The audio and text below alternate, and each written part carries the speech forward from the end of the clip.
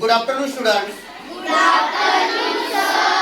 Okay, बघा आज आपण या स्मार्ट बोर्ड विषयी म्हणजेच डिजिटल बोर्ड विषयी जाणून घेणार आहोत. आपल्या डिजिटल रूम मध्ये हा डिजिटल बोर्ड आहे, पण हा डिजिटल बोर्ड आपण आपल्या रोजच्या अध्ययनामध्ये म्हणजे आपल्या शिकण्यामध्ये कसा त्याचा उपयोग करू शकतो, आपला सराव कसा घेऊ शकतो, प्रत्येकाला कसा त्याचा सराव घेता येईल याविषयी आपण काय करणार आहोत तो जाणून घेणार आहोत. आणि मग प्रत्यक्ष कशा प्रकारे कृती करायची आहे ती मी आता इथे तुम्हाला समजावून सांगतो, कळालं? आणि तदनंतर तशाच प्रकारची कृती तुम्ही करायची आहे. तुम्हाला जे मी कार्ड दिले त्या कार्डवरून तुम्ही ती स्पेलिंग तयार करायची आणि तशी कृती करून दाखवायची आहे. कोणी कार्ड हलवू नका, ठीक आहे? बघा इकडे फळाकडे नीट लक्ष द्या. हा स्मार्ट बोर्ड आहे. तुमच्याकडे हा टूल्स मी ऑलरेडी काढून ठेवलेला आहे.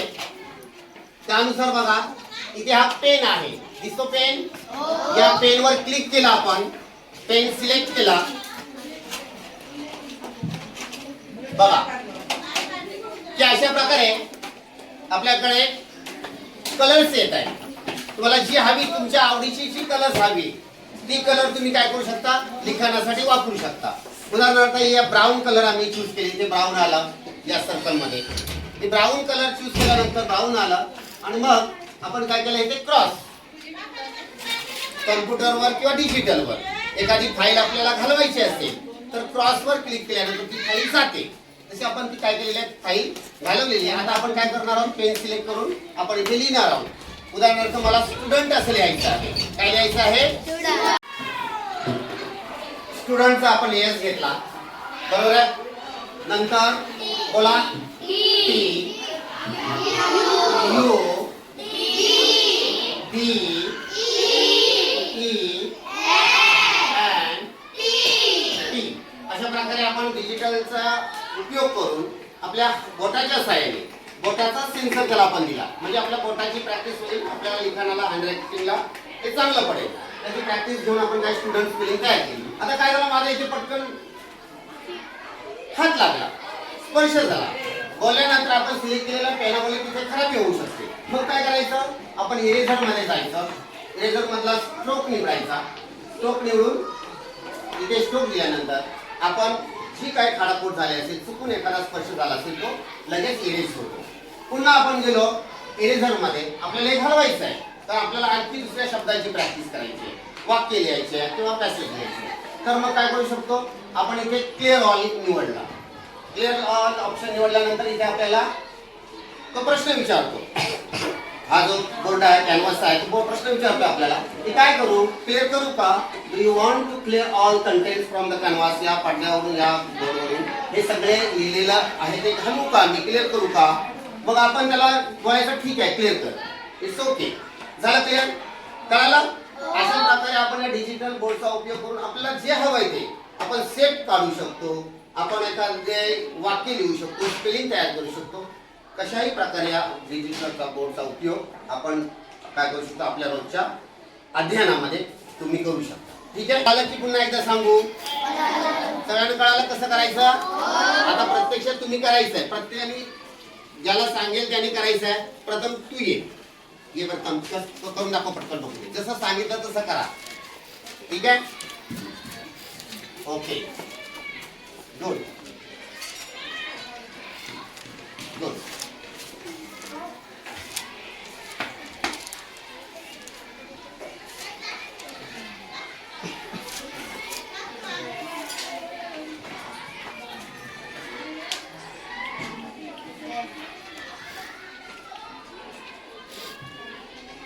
एक सिलेक्ट करून क्लिअर देऊन त्याने केलं.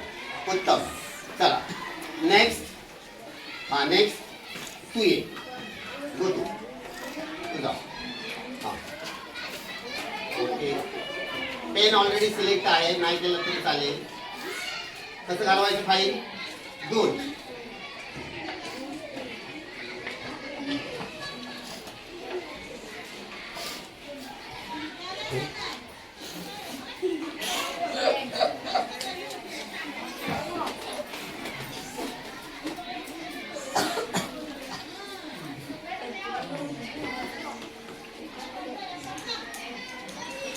2. दुसरा ऑप्शन निवड. सिलेक्ट ऑल नको, दुसरा कुठला तरी ऑप्शन निवड इरेजर मधला.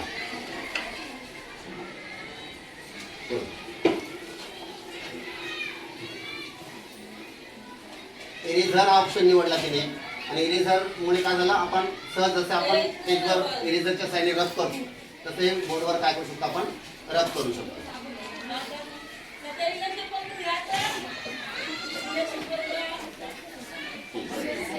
You come forward. Come.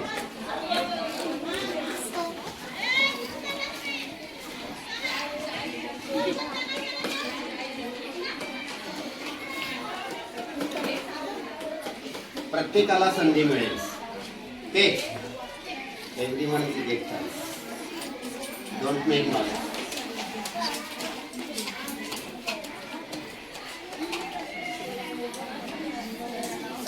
You come forward.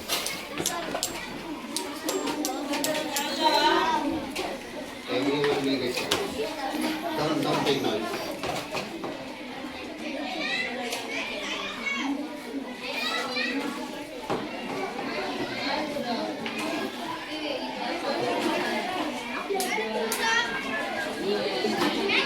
व्यवस्थित काढ दादाची. एकच काढलं बघ, कंप्लीट कर.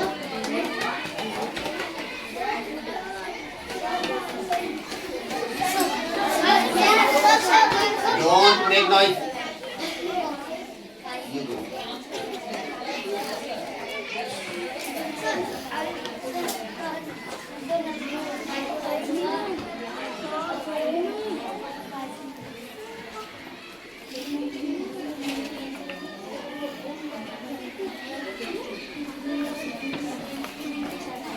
असं मध्ये एखादं काय आलं चुकीचं तर काय करायचं सांगितलं तुम्हाला मी ते घालवण्यासाठी.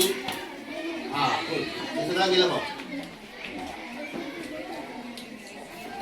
Next last come.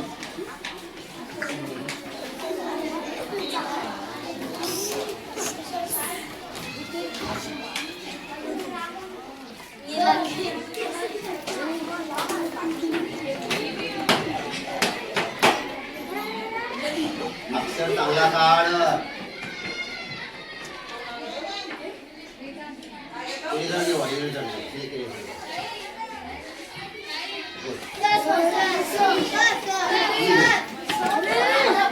Everyone will get chance. Don't worry. Go.